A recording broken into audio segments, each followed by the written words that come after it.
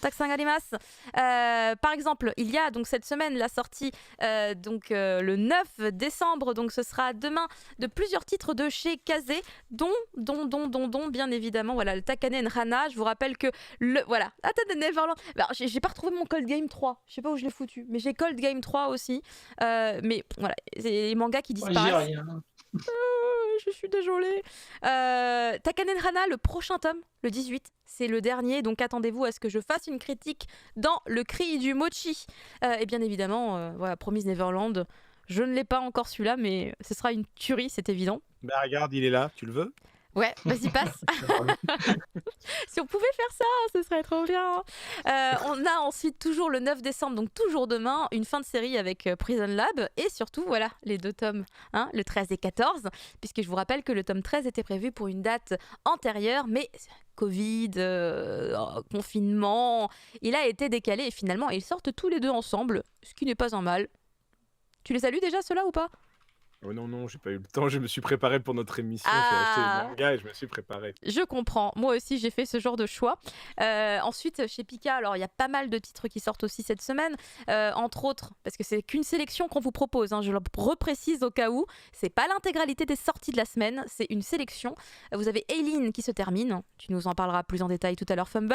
Il y a également Harmony qui se termine en 4 tomes et non pas 3, comme c'est indiqué sur Manga News. Je sais pas pourquoi c'est indiqué ça. Et il y a aussi mon colloque d'enfer, mais pareil, je crois que mon colloque d'enfer, on est bientôt sur la fin. C'est pas loin, ouais. Une dizaine de tomes ou 9, je sais plus, mais vraiment, on n'est plus très loin. On sent que la fin arrive. Là, tu me parles de Space Brothers parce que c'est aussi un tome qui sort cette semaine, c'est ça ? Exactement, que je viens d'acheter chez Pika, il est pas dans notre sélection, mais on aurait pu le rajouter si tu m'avais dit. Bah, j'y ai pas pensé et j'ai vu, ça c'est chez Pika, tiens, je lui montre quand même et voilà. Et bah voilà, il y a le Space Brothers, ça combien continue. Le numéro 32. On en reparlera peut-être un jour quand ça sera chaque fois qu'un tome sort, tu es obligé de relire 3 tomes précédents pour essayer de reprendre où tu en étais, sinon tu comprends plus rien. Waiting Springs, c'est un shoujo manga qui se termine en 14 volumes chez Pika également. Ensuite, toujours un peu dans la même maison d'édition, mais du côté des un peu plus jeunes avec Nobi, c'est la fin de Lunakis, qui était un titre mignon. Il y a Shine évidemment, Shine 10. Le manga est d'ailleurs toujours en cours au Japon, j'ai vu il y a 17 tomes ou un truc comme ça. C'est pas prêt de s'arrêter, j'ai l'impression. Il y a bien entendu aussi les Kantakagi Mutakin, pareil, manga apparemment toujours en cours au Japon. Toujours en cours. Ouais, ça ne s'arrête pas, il y a de l'inspiration auprès de l'auteur. Hein, avec le spin-off en plus. Mais oui, il y a les deux. Mais le spin-off est fait par quelqu'un d'autre ou c'est par lui aussi ? Je crois que c'est le même auteur. Je me suis demandé si c'était pas lui qui écrivait l'histoire, mais quelqu'un d'autre qui la dessinait. Je crois que c'est quelqu'un d'autre qui la dessine, le spin-off. Qu'on aura peut-être d'ailleurs aussi un jour en France.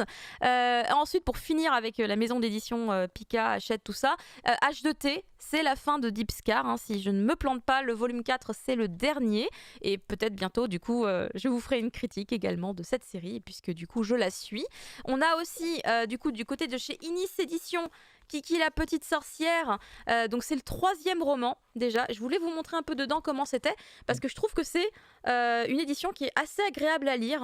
C'est pas écrit en tout petit, et du coup je trouve que c'est très confortable pour la lecture, au-delà également de la couverture souple. Moi je suis très fan des livres à couverture souple, donc c'est des arguments qui moi me plaisent beaucoup. Ensuite on avance, toujours le 9 décembre, demain c'est full sortie. Il y a donc tout ça de chez Doki Doki, The Rising of the Shield Hero, bien évidemment, avec le tome... commence un nouvel arc. Hein, Ah oui, tu disais que c'est un nouvel arc avec ce tome 16. Ça part sur un nouvel arc. C'est l'arc Japon. Ils sont dans le monde japonais. Waouh, ok. On a 2 fins de série courtes également chez Doki Doki.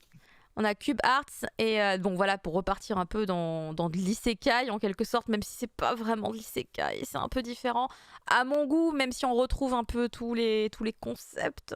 C'est un peu c'est un peu particulier. Je vous en parlerai dès que j'aurai mis la main sur le tome 3. Pareil, Mes voisins les esprits. Peut-être la semaine prochaine, peut-être. Sinon, ce sera à la rentrée. Mes voisins les esprits, c'est juste que j'ai pas eu le temps de lire, tu vois, un peu comme comme Thunder. Mais je vous en parlerai donc ça sans faute vraiment la semaine prochaine. Mes voisins les esprits, une petite histoire courte, mignonne, joliment dessinée. Ensuite, du côté de chez Komiku, c'est que des fins de série. Là, regardez-moi ça. Créatures fantastiques et je sais pas lire l'autre. C'est Div Sivalka. Div Sivalka. J'avais un doute sur comment ça se prononce. Donc voilà, pareil, hop, tout ça là, ça se termine. Ensuite, on est du côté de chez Kurokawa. On est arrivé au 10 décembre, hein, c'est incroyable. Kemono Incidents, le tome 8. Moi, quand je me réincarne en slime, le 13. My Home Hero, le tome 10. La fin de Transparente. Voilà, puisque ça se terminait. Je vais avoir cette semaine, mais bon, ça attendra la semaine prochaine. Voilà, on verra pour. Je suis extrêmement intriguée du coup par la fin de Transparente. Il faut que je contacte Kurokawa. Akata avec Perfect World et Switch Me On, le tome 2. Perfect World, c'est la semaine prochaine. Le prochain volume qui sortira sera le tome 12. Et le tome 12 sera le dernier volume de Perfect World. Donc ce sera la conclusion. Je me rattrape. Ouais. Moi aussi, je suis en retard sur ma lecture de Perfect World. Moi aussi.